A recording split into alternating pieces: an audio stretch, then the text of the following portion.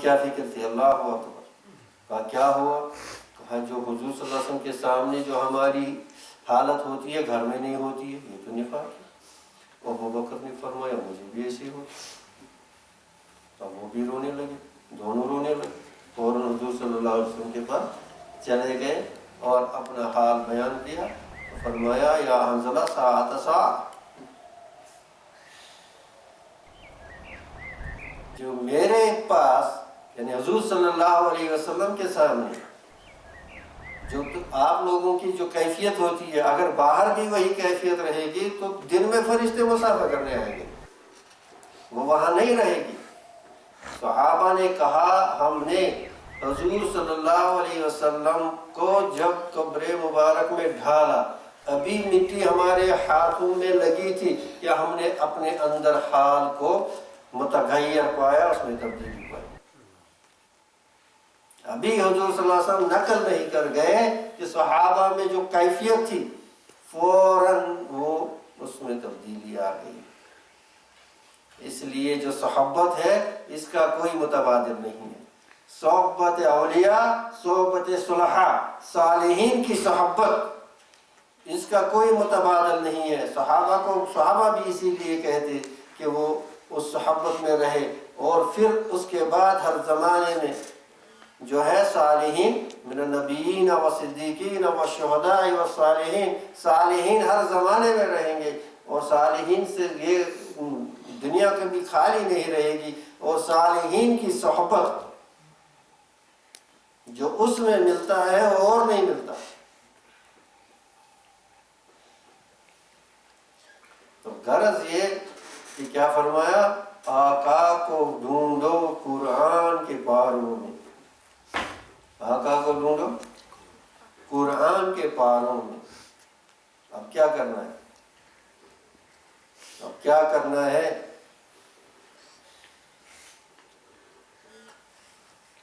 اگر 8 سال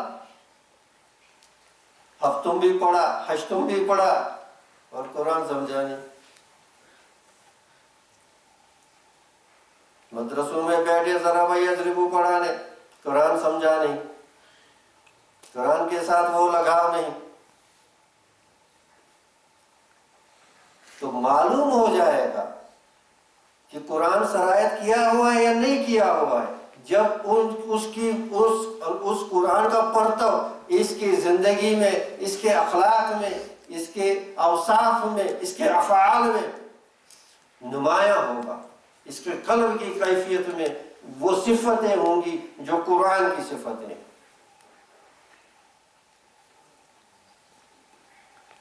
تو قرآن کس کا کلام ہے؟ غنی کا کلام ہے. اس میں گنا ہے. دنیا کو بھول جاؤ، اللہ سے لو لگاؤ. دنیا کو بھول جاؤ، اللہ سے لو لگاؤ.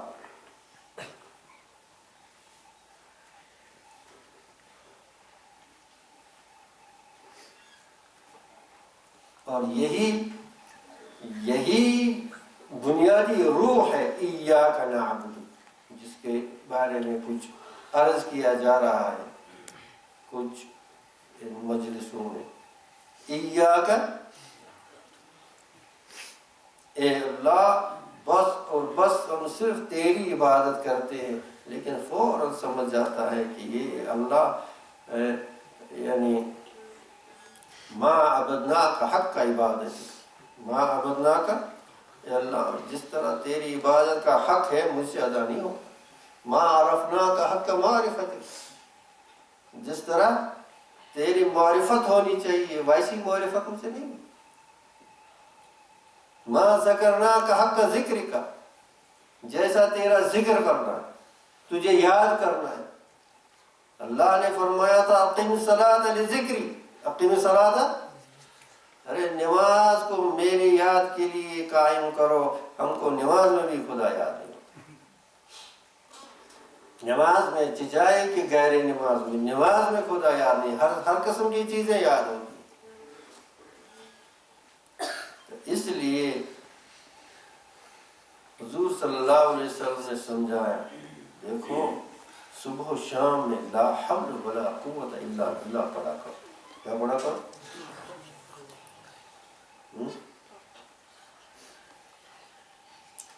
پڑھنے والے تو پڑھتے ہیں لیکن سمجھ کر نہیں پڑھتے، دل سے نہیں پڑھتے.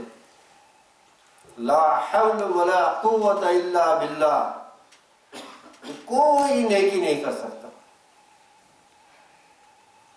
اور کوئی بدی سے بچ نہیں سکتا اللہ کی اعانت مدد کے بغیر. ہر موڑ اور قدم پر اللہ سے مدد مانگو. لا حول ولا قوت الا باللہ. سعید الاستغفار ضرور پڑھا کرو. اللہم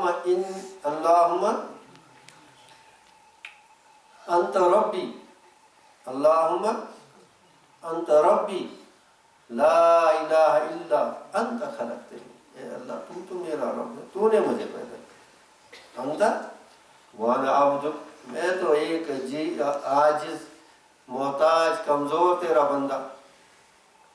اللہم انت ربی وانت خلقتنی وانا عبدک وانا علی عہدک ووعدک ما استطعت. اور اپنی حیثیت کے مطابق، اپنی طاقت کے مطابق اب تمہیں اپنے عہد و پیمان پر.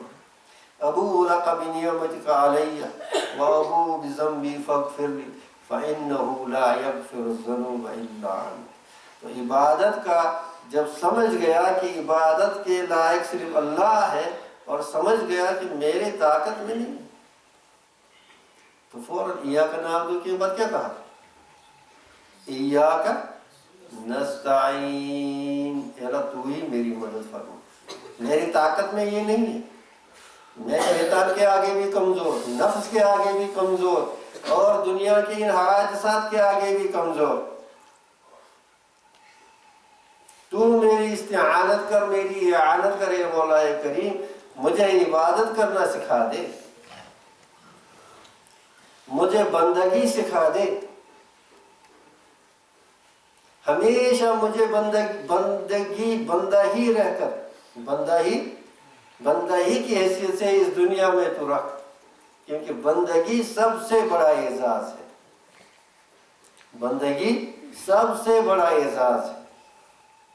یہ کرامات اور دوسری چیزیں یہ بڑی چیزیں نہیں ہیں، بڑی چیزیں عبودیت ہے. اللہ کا بندہ بننا صحیح معنی میں. لقمان علیہ السلام کے بارے میں آتا ہے، غلام تھے کسی کے. اب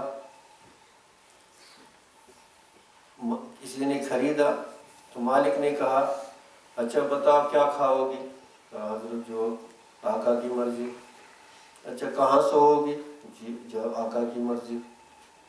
کیا کھاؤ گے؟ جو آقا کی مرضی. بندگی اسی کو کہتے ہیں. بندگی ایک نوکر ہوتا ہے، ایک غلام ہوتا ہے. اور بندگی عبدیت کا معنی غلامی ہے، نوکر کا نہیں ہے جو 10 سے 4 بجے تک حکومت کی ڈیوٹی کرے گا یا کسی اور چیز کا جس کو نوکر کہتے ہیں. نہیں، بندہ جو آقا کا حکم ہو. اب ایک بار مالک نے دے دیا خربوزہ، کس کو؟ لقمان علیہ السلام. اور کھا رہے ہیں، اس مزے سے کھا رہے ہیں. مالک کے منہ میں پانی آ گیا. کہا یہ اتنا میٹھا خربوزہ. کہا ایک مجھے دے دو، اس کا ایک ٹکڑا مجھے دے دو. دے دیا. اور اس نے ابھی چکھا نہیں، وہ اتنا کڑوا تھا اس کی الٹیاں آ گئی.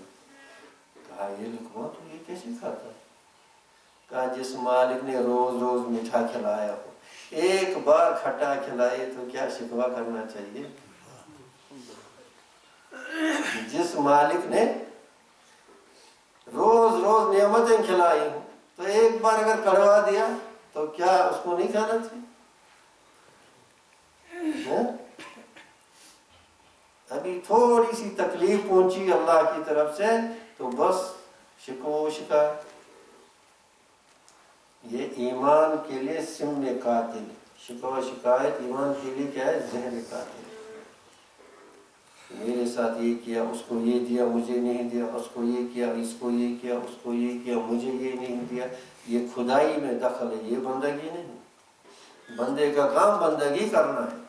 تو کیا فرمایا؟ ایاک نعبد و ایاک. اللہم لا مانع لما آتیت ولا معطی لما منعت ولا ينفع ذا الجد منک الجد۔ یہ بھی سبائی مسائی مسنون دعاؤں میں اللہم لا مانع، کوئی روکنے والا نہیں، کوئی، یہ یقین ہونا چاہیے بندے، لما آتیت، اللہ جسے تو دے، اللہم لا مانع، کوئی منع کرنے والا نہیں، کوئی روکنے والا نہیں، لما آتیت، جسے تو دے، ولا معطی، کوئی دینے والا نہیں اس کو، لما منعت، جس کو تو منع کرے، جس کو تو روکے، ولا ينفع ذا الجد منک۔ ہماری قدکاوی سے کچھ نہیں مولا دیتا اپنی شان رضا کی سے، ہماری قدکاوی سے کچھ نہیں ہونے کا۔ بندے کا کام صرف ہے اللہ کے ساتھ صحیح صحیح تعلق جوڑنا، اور وہ سیکھے گا قرآن میں، وہ سکھایا محمد عربی صلی اللہ علیہ وسلم نے، اور کہا آقا کو بھی ڈھونڈو قرآن کے پاروں، آقا کو بھی ڈھونڈو، تو کیا سکھایا؟ سکھایا والذین اذا فعلوا فاحشۃ او ظلموا انفسهم، کیا سکھایا؟ والذین اذا فعلوا فاحشۃ او ظلموا انفسهم، کہ اے بندو جو کیا کرتا ہے، کبھی فحاشی کرتا ہے، کبھی بے حیائی کا کام ہو جاتا ہے، شیطان غالب آ گیا، اور کبھی گناہ کا کام کرتا ہے، ظلم و انفسهم، اپنے اس وقت، تو کیا کرتا ہے وہ بندہ؟ کیا کرتا ہے؟ اور غفلت میں جائے گا، کیا کرے گا؟ اور حفاظ کرام ذکر اللہ، فوراً اللہ کو یاد کرتا ہے، فوراً اللہ کو یاد کرتا ہے۔ اور یہ قاعدہ یاد رکھو، اور یہ قاعدہ یاد رکھو، یہ سارے قاعدے عملی ہیں۔ جب کوئی گناہ ہو گیا اس کے بعد کچھ نہ کچھ نیکی کرو، جب کوئی گناہ ہو گیا کسی طریقے سے، چاہے 2 رکعت نماز پڑھو، چاہے کسی کو خیر کا کلمہ کہو، چاہے کسی کو 1 روپیہ دے دو، کسی طریقے سے، چاہے کسی کا وہ بوجھ اٹھاؤ، کسی طریقے سے بھی کیا کرو، ان الحسنات یذہبن السیئات، جو نیکیاں ہیں وہ برائیوں کو کھا جاتی ہیں۔ یہ قاعدہ یاد رکھو، جب کوئی گناہ ہوا، وہ سمجھتا ہے جب کوئی گناہ ہوا اس کے بعد کوئی نہ کوئی نیکی کرو، لا تحقرن شیئا من المعروف، کیا فرمایا نبی کریم صلی اللہ علیہ وسلم؟ لا تحقرن، کسی نیکی کو معمولی مت سمجھو، یہ مت سمجھو میں نے یہ چھوٹا کام کیا اس سے کیا ہوگا، کیا پتہ اللہ کو کون سی عبادت پسند آئے گی، کون سا عمل پسند آئے گا اور مغفرت کرے گا۔ تو عبادت اور عبادت کا مفہوم کہاں سے سیکھیں گے؟ حضور اقدس صلی اللہ علیہ وسلم سے۔ جیسے پچھلی بار بھی عرض کیا گیا، اللہ جل شانہ نے کیا فرمایا؟ قد جاءکم من اللہ نور و کتاب مبین، قد جاءکم من اللہ نور و کتاب مبین، تحقیق میں نے بھیجے تمہارے پاس، آئے تمہارے پاس، کیا آیا؟ ایک نور اور ایک کتاب مبین، اور وہ نور کیا ہے؟ وہ نور نبی صلی اللہ علیہ وسلم۔ یہدی بہ اللہ، اللہ تعالیٰ ہدایت کرتا ہے اس کے ذریعے سے، من اتبع رضوانہ، اور یاد رکھنا چاہیے اللہ کی رضا جنت سے بھی افضل،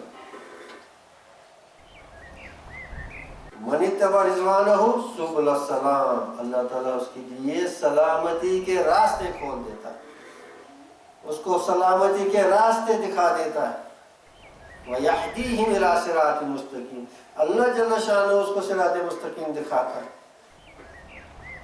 ہدایت کرنے والا اللہ ہے، قرآن کو سمجھانے والا اللہ ہے۔ ہدایت کے 2 معنی، ہدایت کے آگے کیا ہے؟ اہدنا الصراط المستقیم، آگے کیا ہے؟ اہدنا الصراط، اللہ مجھے ہدایت کر صراط مستقیم۔ تو ہدایت کے 2 معنی، ایک ارادۃ الطریق، راستہ دکھانا، راستہ۔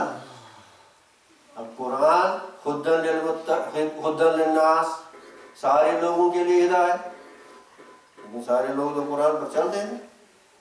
اور قرآن ہدی للمتقین، متقیوں کے لیے ہدایت، پرہیزگاروں کے لیے ہدایت۔ تو ہدایت کے ایک معنی ہے راستہ دکھانا، وہ قرآن سب کو دکھاتا ہے، اور ایک ہدایت کے معنی ہے ہاتھ پکڑ کر اس پر چلانا، جس کو توفیق کہتے ہیں۔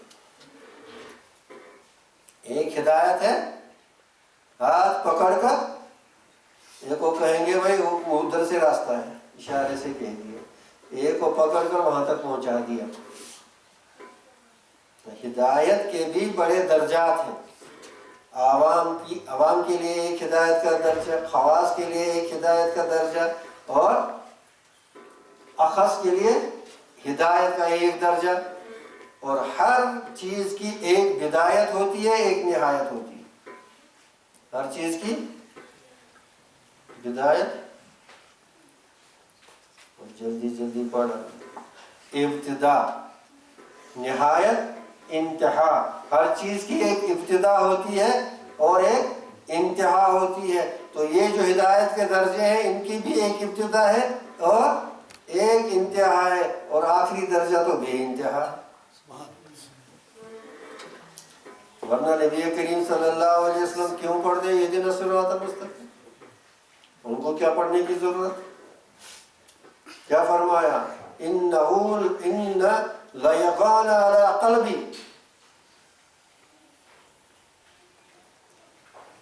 ان لیغان علی قلبی فاستغفر اللہ 70 مرۃ فی اللیل والنہار، کما قال علیہ الصلوۃ والسلام۔ میرے قلب مبارک پر، اللہ کے نبی صلی اللہ علیہ وسلم فرماتے کہ ایک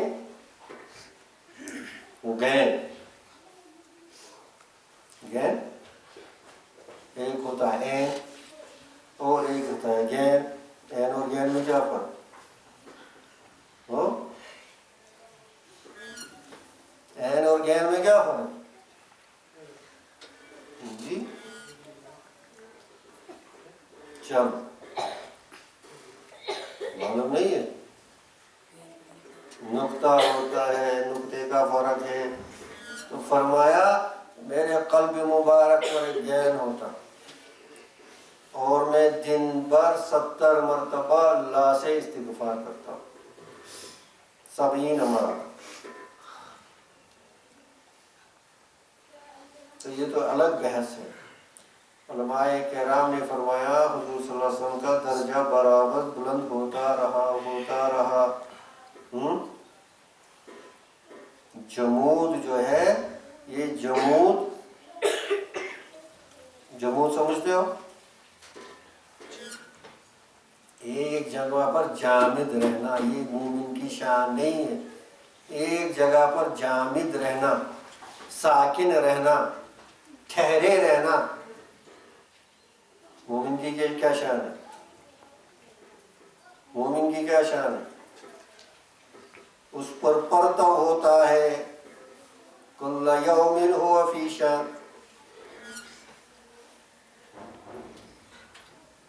کس چیز کا پرتو ہوتا ہے؟ کل یوم،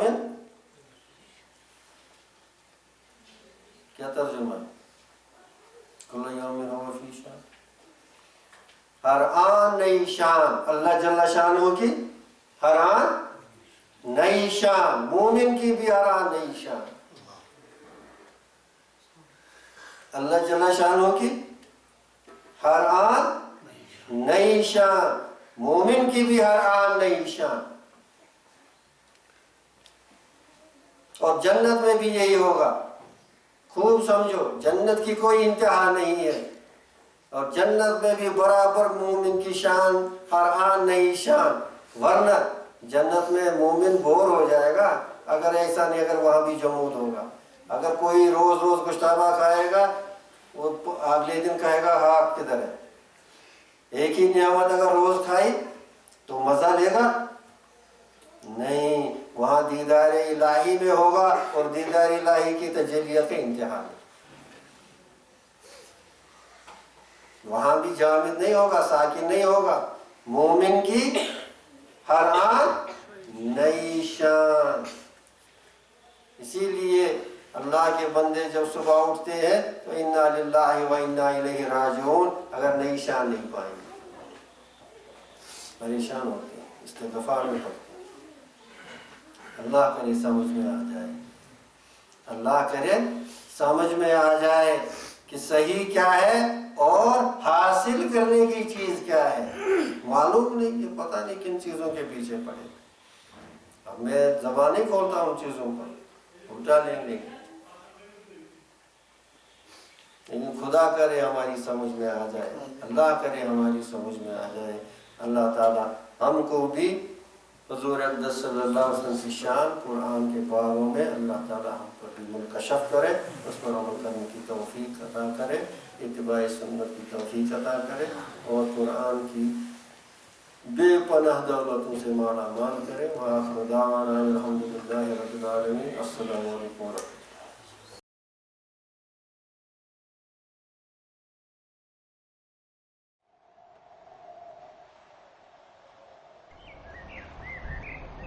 الله أكبر الله أكبر